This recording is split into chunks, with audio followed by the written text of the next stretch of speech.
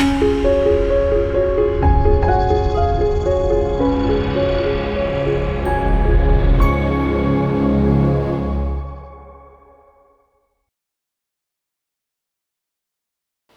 మాత్రం. నేను మీ journalist Navata. Welcome to our voice. నిజంగా వీళ్ళని మనుషులు అనాలా, మృగాలు అనాలా? వీళ్ళని మృగాలతో పోల్చడం ద్వారా మృగాలు కూడా చి అని అసహ్యించుకునేంత పనులు చేసిన వీళ్ళని ఎలా పిలవాలో నాకు అర్థం కావట్లేదు. అస్సాంలో దేశం తలదించుకునే సంఘటన జరిగింది. నిజంగా దాని గురించి చదువుతుంటే కంట్లో కన్నీరు వచ్చే విధంగా ఉంది. 16 ఏళ్ల బాలికపై 3 మైనర్లు ఇంత పాశవికంగా వ్యవహరించారు అనంటే అసలు సమాజం ఎటుపోతోంది? చిన్న వయసులోనే వీళ్ళకు ఇలాంటి వికృతమైన చేష్టలు, ఆలోచనలు ఎలా వస్తున్నాయి? ఆ అమ్మాయి పర్సనల్ పార్ట్స్ని ఘోరాతి ఘోరంగా గాయపరిచారు. ఆ అమ్మాయి శరీరం మీద ఎన్ని గాయాలు ఉన్నాయంటే అవి చూస్తున్న పోలీసుకే కళ్ళల్లో నీళ్ళు వచ్చేలాగా అనేక రకాల వస్తువులతో అమ్మాయిని చిత్రహింస చేసిండ్రు. ఇది అస్సాంలోని హైలాకండి జిల్లాలో జరిగింది. 16 ఏళ్ల బాలిక మీద. ఈ అమ్మాయి మీద దాష్టికం చేసిన వాళ్ళ వయసు ఏంటో తెలుసా? 17 ఏళ్ల బాలుడు. మిగిలిన వాళ్ళంతా టీనేజర్లే, 3. అంటే ఏం నేర్పుతున్నాం మనం? పిల్లలకి ఏమి ఇస్తున్నాం? మన సంస్కారాన్ని, సనాతన ధర్మాన్ని పరిచయం చేయకుంటే మనుషులు మృగాలుగా ఎలా మారతారు అని చెప్పడానికి ఇది ఒక ఉదాహరణ.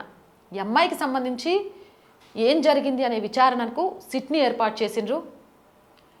ఆ అమ్మాయి మీద అత్యాచారం అయితే జరిగినట్టు చాలా క్లియర్గా పోలీసులు మంగళవారం ధృవీకరించారు. ఆ తర్వాత ఇన్వెస్టిగేషన్ స్టార్ట్ అయింది. 16 ఏళ్ల అమ్మాయి 17 ఏళ్ల అబ్బాయితో ప్రేమలో పడ్డది. అసలు చూడండి సమాజం ఎలా పోతుందో. ఆ ప్రేమ, ఆ తర్వాత ఆ నమ్మకం అమ్మాయి జీవితాన్ని ఎంత సర్వనాశనం చేసింది అనేది.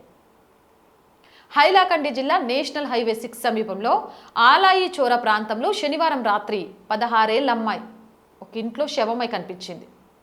ఆమెపై అత్యాచారం చేశారని ఆనవాళ్ళు, దారుణంగా మాటలకు వర్ణించలేనంత క్రూరంగా హత్య చేసిన ఆనవాళ్ళు కూడా కనిపించాయి. ఆదివారం రోజున 5 యువకులు దీనికి సంబంధించి పోలీసులు అదుపులోకి తీసుకున్నారు. అయితే సోమవారం నాటికి 17 నుంచి 19 సంవత్సరాల వయసు గల 3 టీనేజర్లను అరెస్ట్ చేశామని పోలీసులు తెలిపారు. నిందితులో ఒకరికి 17.5 సంవత్సరాల వయసు ఉంది. కానీ ఘటన యొక్క దారుణమైన తీవ్రతను పరిగణలోకి తీసుకొని అతడిని మేజర్గా పరిగణించి విచారించాలని కోర్టును అభ్యర్థించారు Hailakandi senior superintendent of police Amitabh Sinha. అస్సలు వదిలేయకూడదు ఇలాంటి వాళ్ళను. అంత పాశవికంగా, అంత దారుణంగా, అంత ఘోరంగా వ్యవహరించిన వాడికి మైనర్ అని చెప్పి వాడికి రక్షణ కల్పిద్దామా? అసలు ఏం జరిగిందంటే ఆగస్టు 1న తెల్లవారుజామున 1 గంట ప్రాంతంలో ఈ సంఘటన జరిగింది. బంధువుల ఇంట్లో విందుకు అని చెప్పి బాధితురాలి కుటుంబ సభ్యులంతా వెళ్ళారు.